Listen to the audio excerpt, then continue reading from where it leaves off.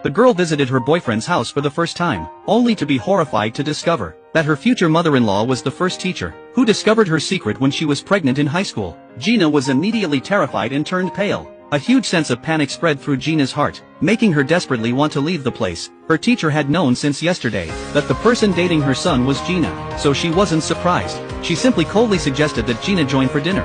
Gina had no choice but to follow Carter to the dining room. Looking at the table full of delicious food, she understood that this was Carter's family showing respect to her, but she didn't feel happy at all. The teacher kept a gloomy face throughout the entire meal. What should have been a happy, relaxing welcome dinner was eaten in Gina's anxious unease. Unexpectedly, when everyone was chatting casually, Carter's grandmother suddenly asked about Gina's family situation. Then Carter answered for Gina.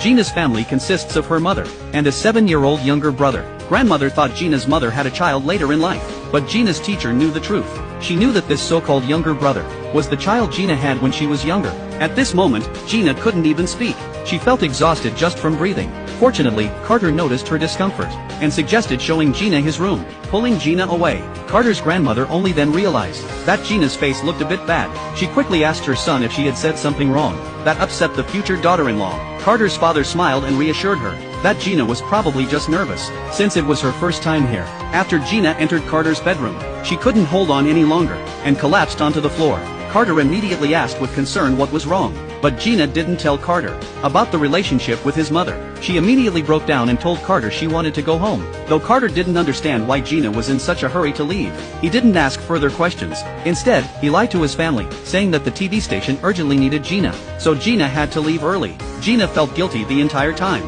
She didn't dare to make eye contact with her teacher. She hurriedly said goodbye and rushed out of there. After Carter dropped her off at home, she was still immersed in sadness, unable to snap out of it. She never imagined that her much-anticipated meeting would end in such an awkward way. At the same time, she knew that her teacher would never accept her as a daughter-in-law. The thought of separating from Carter made Gina's heart ache as she watched Carter's back disappear. Gina, hidden behind the wall, couldn't stop her tears from flowing. Just then, Gina's phone rang. It was her teacher calling. She invited Gina to meet at a coffee shop, and then directly asked Gina if her younger brother was the child she had given birth to years ago. Though it seemed like a question, her tone was very certain.